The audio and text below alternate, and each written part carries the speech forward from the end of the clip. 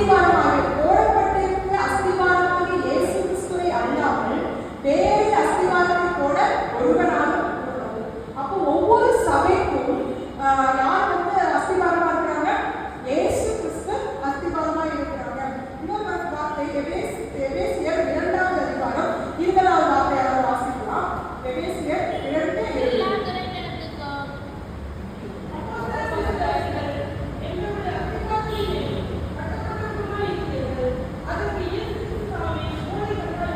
இந்த இடத்துல பாத்தீங்கன்னா நம்ம எல்லாரும் எப்படின்னா ஒரு சபைக்குள்ள நம்ம வருகிறோம். இங்க என்ன பண்ணிருக்கோம்? உபதேசம் சொல்லப்படுகிறது. அதன் மூலமா நம்ம என்ன பண்ணப்படுறோம்? கட்டப்படுறோம்.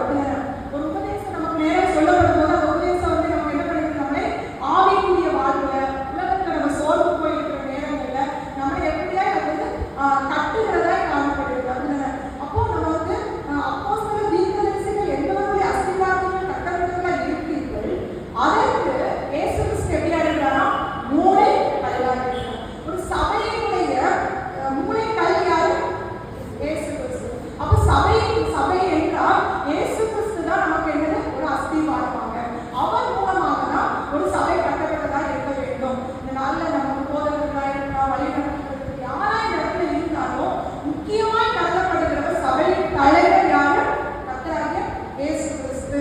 இந்த நேரத்திலையும் நம்ம சில காரியங்களை குறித்து நம்ம வந்து பார்க்கும்போது அந்த இயேசு அப்போஸ்தலர் 20:28 ஒரு காரியத்தை குறித்து சொல்லப்பட்டது. அப்போஸ்தலர் 20:28 ஆகையால் உங்களை குறித்தும் தேவன் தம்முடைய சுய இரத்தத்தினாலே சம்பாதித்துக் கொண்ட தமது சபையை குறித்தும் என்று சொல்லப்பட்டிருக்கிறது.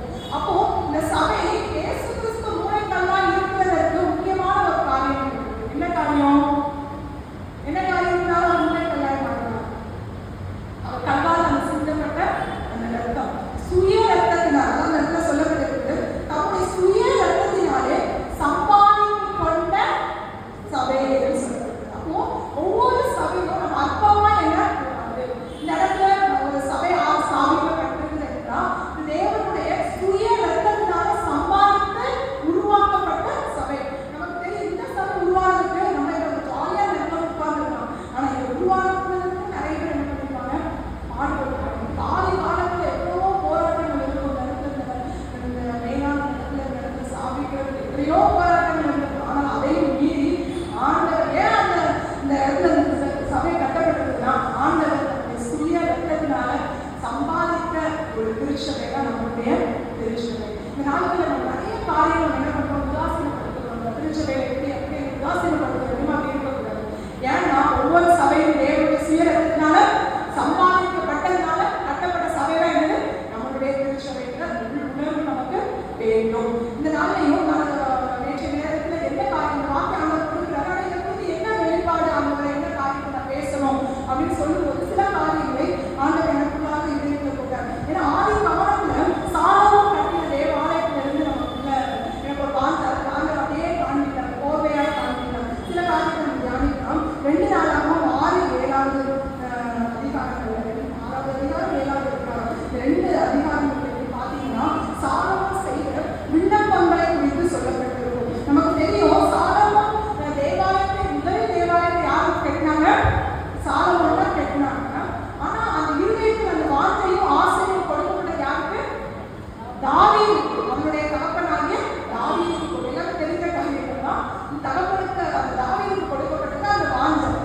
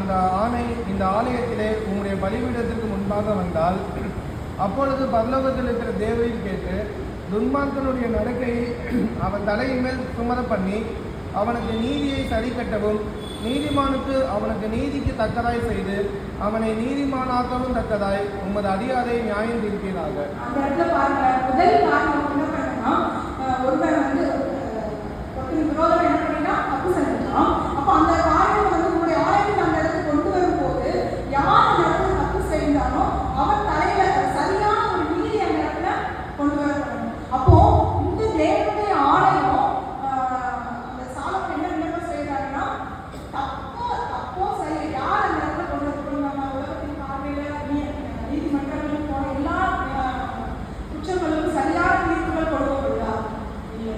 ஆனா ஆண்டவருடைய இந்த சாலமோன் கட்டின தேவாலயத்துல ஆண்டவர்கிட்ட கேட்க முதல் விண்ணப்பமே என்னன்னா, இந்த இடத்துல ஒரு நீதியான தீர்ப்புகள் உண்டாக வேண்டும்.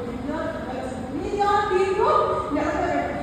என்ன ஒரு காரியம் யாருக்கு விரோதமா யார் என்ன காரியம் செய்வது, ஆனா நீதியான இந்த இடத்துல நடக்க வேண்டும் என்று முதல் விண்ணப்பம். ஆனா இந்த நாட்கள் எப்படியா நடந்து கொண்டு இரண்டாவது காரியத்தை நம்ம பார்க்கும்போது உங்களுடைய ஜனமாகிய 24 25 நம்ம பார்க்கும்போது யாரை வாசிக்கலாம்,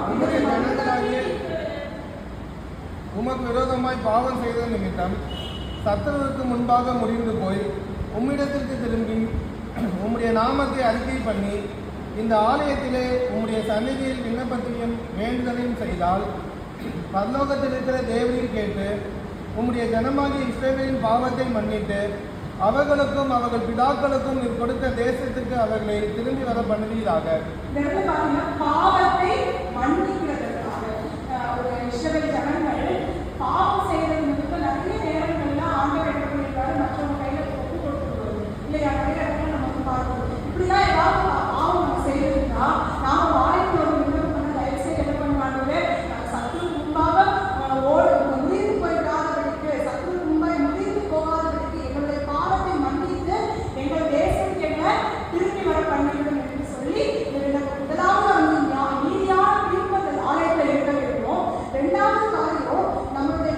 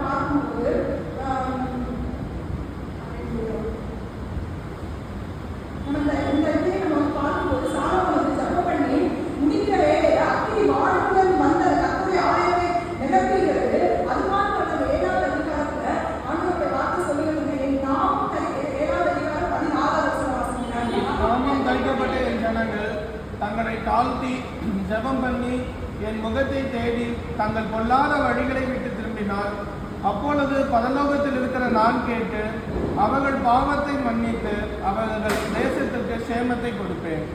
அவர்கள் தேசத்துக்கு சேமத்தை கொடுப்பேன் என்று இது யார் சொல்றது? இவ்வளோ விண்ணப்பங்களை வைத்த சாலமோனுக்கு ஆண்டவர் சொல்லுகிற ஒரே ஒரு காரியம், என் நாமத்தை கொண்ட என் ஜனங்கள் தங்களை தாழ்த்தி ஜெபம் பண்ணி முகத்தை தேடி பொல்லாத வழிகளை விட்டு திரும்பினால் அப்பொழுது பரலோகத்தில் இருக்கிற நான் கேட்டு அவர்கள் பாவத்தை மன்னித்து அவர்கள் தேசத்துக்கு சேமத்தை கொடுப்பேன். என் ஜனங்கள் தாழ்த்தும் போது நான் ஜெபம் பண்ணும் போது என் முகத்துக்கு நேரம் வந்தாங்க அப்படின்னா கண்டிப்பா அவங்களுக்கு என்ன தருவேன்? சேமத்தை கொடுப்பேன் என்று சாலமோன் கேட்க விண்ணப்பத்துக்கு ஆண்டவர் பதிலை நடக்கிறார், கொடுக்கிறவராய் காணப்படுகிறார். அது மாத்திரம் இல்ல, இந்த தேவாலயம் அதுக்கப்புறம் எப்படியாய் மாறுகிறதுன்னா எஸ்ராவின் புஸ்தகத்தை பார்க்கும்போது எஸ்ரா 5ஆம் அதிகாரம் 12ஆம் வசனத்தை பார்க்கும்போது எஸ்ரா 5:12 எங்கள் பிதாக்கள் பரலோகத்தின் தேவனுக்கு கோபமூட்டினபடியால் அவர் இவர்களை பாபிலோன் ராஜாவாகிய நேபுகாத்நேச்சார் என்னும் கல்தையின் கையிலே ஒப்புக் கொடுத்தார்.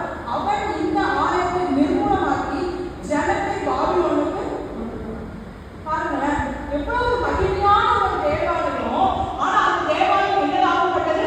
நிர்மூலமாக்கப்பட்டது. யாருடைய காலத்தில் பார்த்தோம் அப்படின்னா பாபிலோன் ராஜாவாகிய நேபுகாத்நேச்சாரின் காலத்துல இந்த காரியம் நடக்கப்பட்டது. அப்போ அப்படிங்கிற ஒரு மகிமை நமக்கு தெரியும். தேவாலயத்துல எவ்வளவு விண்ணப்பங்கள் கேட்கப்பட்டது. அந்த மகிமை அந்த தேவாலயத்தில் இருந்தது. இவர்கள் செய்த மீறுதல்கள் பாவங்கள் எல்லாம் அதிகமாக கொடுமையான நிமித்தம் அந்த தேவாலயம் நிர்மூலமாக்கப்பட்டது. அந்த தேவ வரலாறு எல்லாச்சும் நிர்மூலமாயிடுச்சு. அதுக்கப்புறம் பாபிலோன் ராஜா நேபுகாத்நேச்சார் காலத்தில் நிர்மூலமானது. அடுத்த ராஜா கோரேஸ் ராஜா வர்றாரு. அந்த பாபிலோன் ராஜா என்ன பண்ணாருன்னா நேபுகாத்நேச்சார் அந்த இடத்துல எல்லா பொருட்களை அந்த ஆலயத்தில் பணிமுட்டுகள் பொண்ணு வெள்ளி எல்லாத்தையும் ஆலயத்தில் வந்து எல்லாத்தையும் என்ன கொண்டு வந்தாரா? அவருடைய பாபிலோன் தேசத்துக்கு கொண்டு வந்துச்சாரு. அப்போ இந்த தேவாலயத்துல இருக்கிற விளையாடுற காரியங்கள் எதுவுமே இப்போ இல்ல, அதிகமா வெறுமையாகப்பட்டு விட்டது. அப்படிப்பட்ட காலத்துல தான் கோரேஸ் ராஜா எழுப்பினான். கோரேஸ் ராஜா என்ன பண்றாரு? இந்த ஆலயத்தை எப்படியாவது கட்ட வேண்டும். எங்க இருக்கிற ராஜா? பாபிலோன் ராஜா கோரேஸ் தேவனை குறித்த வெளிப்பாடை பெற்றுக்கொண்டு தேவனுக்காக அதே ஆலயத்தை அதே இடத்துல கட்ட வேண்டும் என்ற ஒரு தீர்மானத்துல அவன் எழுப்பி யூதரின் ராஜாவாகிய அந்த எஸ்ரா 5ஆம் அதிகாரத்துல 1-2 வசனத்தை வாசிக்கலாம்.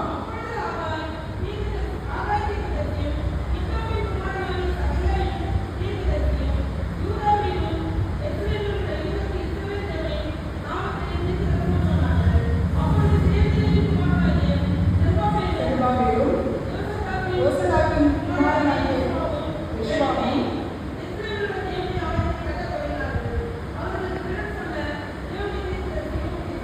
பாத்தீங்களா? இந்த இடத்துல 2 தீர்க்கதரிசிகளை எழுதுறாங்க. ஆகாய தீர்க்கதரிசி, சகரியா தீர்க்கதரிசி. 2 பேர் எழுப்பி அந்த இடிக்கப்பட்ட அந்த தேவாலயம் என்ன ஆயிடுச்சு? இடிக்கப்பட்டு நிர்மூலமாக்கப்பட்ட அந்த தேவாலயத்தை கட்டுப்படியாக 2 தீர்க்கதரிசிகளும் தேவன் உணர்த்துகிறார். அதன் அடிப்படையில் யூதனுடைய தலைவராக இருந்த செருபாபேல், அவனுடைய பிரதான ஆசாரியர் யாருமே யெஷுவா, இந்த 2 பேரை ஆண்டவர் என்ன பண்ணுறார்? எழுப்பி அந்த சபையை கட்டுவதற்கான தீர்க்க தரிசனங்களை உரைக்கிறார். அது மாத்திரம் அவர்களுக்கு பின்னாடி சொல்ல தேவனுடைய தீர்க்க தரிசிகளும் அந்த இடத்துல காணப்படுறாங்க. இவ்விதமா அந்த இடத்துல திருப்பதியுமாய் ஆலயம் கட்டப்பட தொடங்குகிறது. அதை நம்ம பார்க்கும்போது ஆகாய தீர்க்கதரிசி ஆகாயில 2ஆம் அதிகாரம் 8ஆம் வசனத்தை நம்ம பார்க்கலாம். ஆகாய 2ஆம் அதிகாரம் 8வது வசனம் 9ஆம் வசனத்தை வாசிக்கிறேன்.